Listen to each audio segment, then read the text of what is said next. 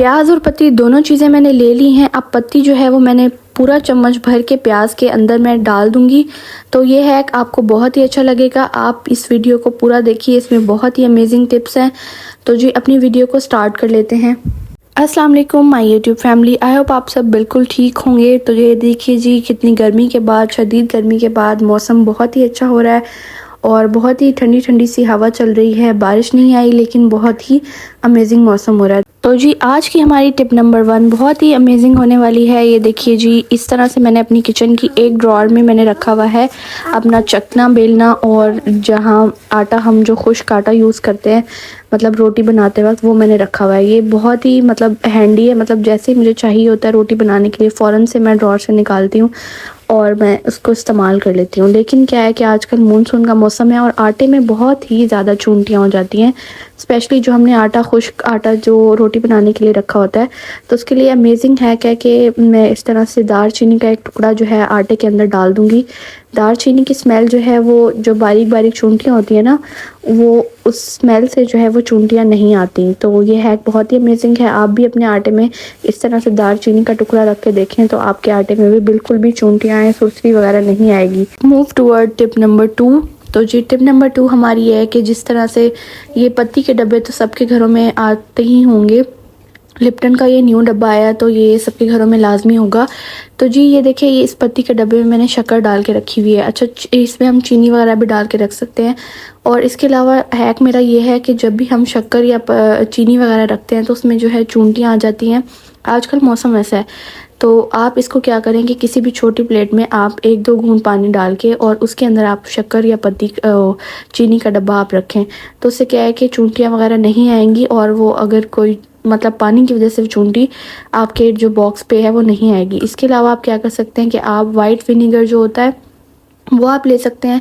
White vinegar बहुत ही अच्छा है, इससे जो है चूंटियाँ वगैरह बिल्कुल भी नहीं आती। तो आपने क्या करना है, एक टिश्यू पेपर लेना है, सिंपली उस पर आपने वाइट विनेगर लगाना है, 1-2 ड्रॉप डालनी है मैंने, और आपने अपनी शुगर के या शक्कर के डब्बे पे जो है इस तरह से रब कर लेना है। इससे क्या होगा कि चूंटियाँ आपके डब्बे पे चढ़ेंगी नहीं और उसके मुंह तक नहीं पहुँचेंगी, उसके ढक्कन वाली जगह तक नहीं पहुँचेंगी, और फिर आपके जो भी चीनी वगैरह या शक्कर वगैरह है वो महफूज रहेगी। तो आई होप आपको ये एक अच्छा लगा होगा। अच्छा जी, टिप नंबर 3 हमारी बहुत ही अमेजिंग है। हमारे घरों में जितने भी मेकअप वगैरह होते हैं हम लोग इस तरह से अपने ड्रॉअर में रख देते हैं। तो अक्सर क्या होता है कि ड्रॉअर हमारी जो है वो मैसी हो जाती है, मेकअप हम कहीं भी जाने से पहले जब करते हैं। तो अच्छा, इस तरह से मैंने अपने मेकअप को ऑर्गेनाइज़ किया हुआ है। ये एक ब्रश वाला बॉक्स था, इसको मैंने 2 हिस्सों में डिवाइड करके एक पार्ट में मैंने रखे हुए हैं कुछ ब्रशेज़ वगैरह और एक पार्ट में मैंने अपने ये लिप लाइनर्स वगैरह रखे हुए हैं। इसके अलावा ये इस तरह से सारी लिपस्टिक जो डेली यूज़ की होती हैं, आईलाइनर, मस्कारा वगैरह, वो भी मैंने इस तरह से एक ऑर्गेनाइज़र में रखे हुए हैं जो कि सिंपली एक गत्ते का है। अच्छा, ये पफ वगैरह जो होते हैं वो मैंने ऐसे इसमें एक जार में रखे हुए हैं, जो शायद मेरा ख्याल है चॉकलेट वो जो स्प्रेड होता है ना जो ब्रेड पे लगाते हैं उसका जार था। मतलब आप जैम जार भी ले सकते हैं, कुछ भी। इस तरह से मैंने मतलब ये सारा जो है वो अपनी ड्रॉअर को ऑर्गेनाइज़ किया हुआ है। और ये एक केक का या बिस्किट्स का बॉक्स था जिसके अंदर मैंने एक्स्ट्रा नेल पॉलिशेस वगैरह और एक्स्ट्रा जो ये आपको टिंकल रेज़र वगैरह नज़र आ रहे होंगे, मतलब ये जो कम यूज़ होने वाली चीज़ें होती हैं ये रखी हैं। अच्छा जी, टिप नंबर 4 है हमारी, जो हम ड्रॉअर जब भी हम लोग अरेंज करते हैं, ऑर्गेनाइज़ करते हैं, तो ये जो सोन हलवे वाले डब्बे होते हैं ना, ये बहुत ही ज़्यादा यूज़फुल होते हैं और काम आते हैं। तो इसको मैंने किस तरह से इस्तेमाल किया हुआ है ये देखिए, मेरे से खुल नहीं रहा क्योंकि मैंने एक हाथ में मोबाइल पकड़ा हुआ है और एक हाथ से मैं इसको खोल रही हूँ। तो जी इस बॉक्स में जो है मैंने अपनी ये जो सेफ्टी पिन्स वगैरह होती हैं और ऐसे कुछ चीज़ें होती हैं जो कि मतलब ड्रॉअर में अगर हम इस तरह ओपनली रखते हैं तो बच्चे वगैरह इजीली बच्चों के एक्सेस में होती हैं, तो वो बच्चे उठा के उससे चोट वगैरह खा लेते हैं। तो पहले मैंने ये चीज़ें अपनी एक टोकरी में रखी हुई थी, तो जिससे मेरे बेटे का अक्सर ही उसको चोट लग जाती थी वो ड्रॉअर में जब भी हाथ डालता था। तो ये देखें जी, इस तरह की टोकरी में मैंने पहले ओपनली रखी हुई थी ये चीज़ें। तो उसके बाद जब से मेरे बेटे को चोट लगी तो मैंने इसको फिर एक बॉक्स में रखा हुआ है ताकि उसका हाथ जो है वो इजीली ना जाए और वो चोट वगैरह ना लगे उसको। इसके अलावा जब हमें पता होता है ना कि एक बॉक्स में हमारी ये सारी चीज़ें हैं तो हमें ढूंढना भी आसान होता है। तो इस तरह से मैंने टोकरी भी इसके ऊपर रखी हुई है, उसमें कुछ और चीज़ें मैंने रखी हुई हैं। तो आप भी इस तरह के बॉक्सेस को यूज़ कर सकते हैं। तो जी टिप नंबर 5 जो है हमारी, वो है हमारे चूल्हे को लेके। देखिए जी, मैंने अपनी एक प्रीवियस वीडियो में बताया था कि किस तरह से आप फॉइल पेपर का यूज़ करके अपने चूल्हे पे वो लगा सकते हैं और ये फॉइल पेपर जो मैंने लगाया था ये तकरीबन मैंने बकरा ईद के फ़ौरन बाद लगाया था, मतलब ईद के 2-3 दिन बाद। और ये अब तकरीबन मुहर्रम भी गुज़र चुका है, यानी कि 10 मुहर्रम तक ये बिल्कुल भी मतलब ख़राब नहीं हुआ और कुछ नहीं हुआ। हाँ, इस पे जो पार्टिकल्स हैं जलने के, जो खाना वगैरह हम बनाते हैं वो लगे हैं, और इसके अलावा ये बिल्कुल भी टूटा फूटा नहीं कहीं से। इससे क्या होता है कि हमारा जो चूल्हा है ना, हमें बार बार साफ़ नहीं करना पड़ता। और कहीं भी जैसे बकरा ईद के बाद कुछ रूटीन ऐसी थी मेरी कि मैं बार बार चूल्हे को साफ़ नहीं कर सकती थी या कुछ भी, तो आप इस तरह से फॉइल पेपर लगाएं और आपके 10-15 दिन आराम से निकल जाएंगे। ये मैंने वैसे महीने बाद हटाया है, तो ये देखिए चूल्हा बिल्कुल नीट एंड क्लीन है। बस मैंने सिंपली इसको कपड़े से साफ़ किया है, तो ज़्यादा मेहनत भी नहीं करनी पड़ती और आपका चूल्हा भी बिल्कुल ठीक साफ़ सुथरा रहता है। और फॉइल पेपर आप लगाते रहें हर 10-15 दिन के बाद, तो आपका चूल्हा बिल्कुल नीट एंड क्लीन रहेगा। कोई उस पर पार्टिकल्स नहीं जमेंगे, डस्ट के कोई भी डर्ट वगैरह चिकनाई वगैरह नहीं जमेगी, और आपका चूल्हा न्यू का न्यू ही रहेगा। तो आई होप आपको ये हैक अच्छा लगा होगा। तो जी नेक्स्ट टिप है टिप नंबर 3, जो कि बहुत ही कमाल की टिप है और ये मैंने पर्सनली यूज़ किया कई दफ़ा, और मैंने प्रीवियस वीडियो में भी अपने बताया था। अच्छा जी, ये जो एग शेल्स होते हैं ना, इनको हम ऐसे बेकार समझ के बिल्कुल फेंक देते हैं और किसी भी काम नहीं आते ये। तो इसका हल ये है कि आपने जहाँ सिंक में बर्तन वगैरह रखे होते हैं ना, वहाँ छिपकलियाँ बहुत ज़्यादा आ जाती हैं। जैसे कि मैंने अभी आपको दिखाया कि बर्तन पड़े हैं, धुलने वाले हैं, तो इस तरह से आप अपने एग शेल्स को जो है बर्तन जहाँ पे आपके पड़े हों वहाँ रख सकते हैं। किसी भी कॉर्नर में जहाँ आपको लगे कि यहाँ पे छिपकली आ जाती है, तो वहाँ पे आप इस तरह से एग शेल्स को रख सकते हैं। ये बहुत ही अमेजिंग हैक है और इससे बिल्कुल भी छिपकली वगैरह नहीं आती।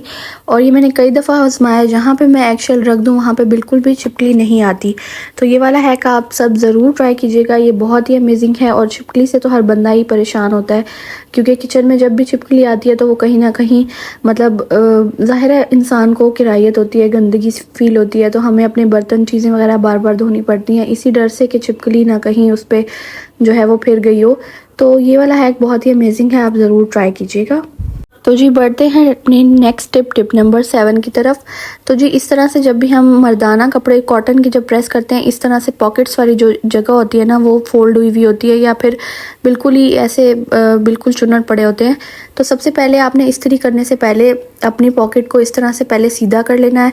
उसके बाद आपने क्या करना है कि अपनी इस्त्री लेनी है और इस्त्री से इस तरह से आपने पॉकेट को सीधा कर लेना है। इससे क्या होगा कि आपके जो कपड़ों में पॉकेट वो सीधी हो जाएगी ना, जब आप कपड़े बाद में प्रेस करेंगे तो आपकी ये वाली जो पॉकेट्स वाली जगह है वो बहुत ही नीटली प्रेस हो जाएगी।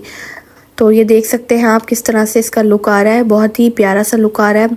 और टिप नंबर 8 भी हमारी जो है वो इसी तरह से कॉटन के कपड़ों के रिलेटेड है।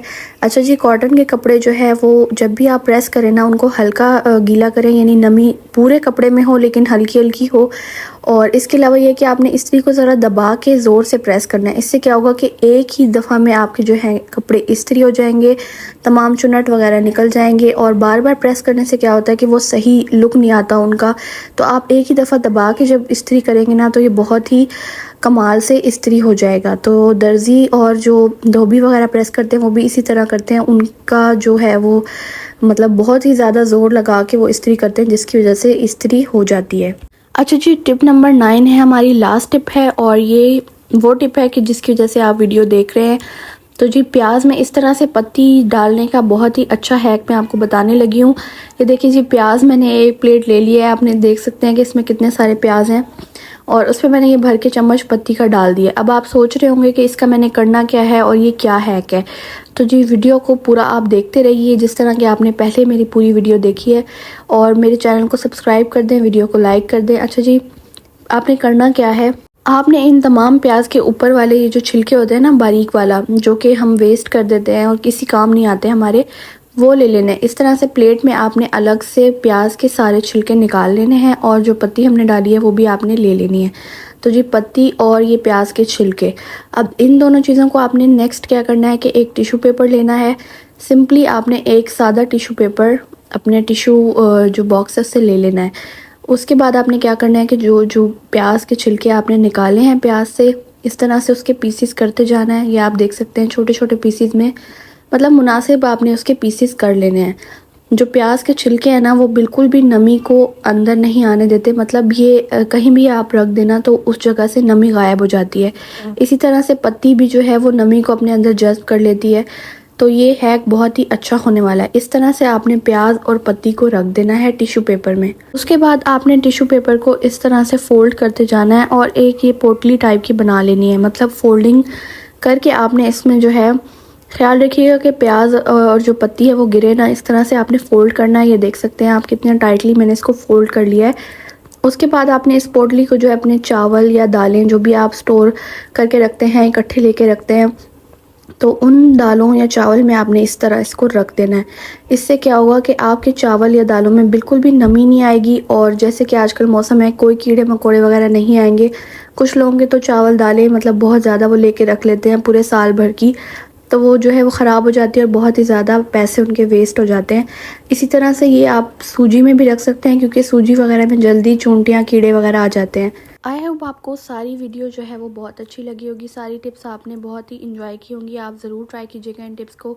ये देखें जी मौसम कितना ख़राब हो रहा है और काले बादल आए हुए हैं।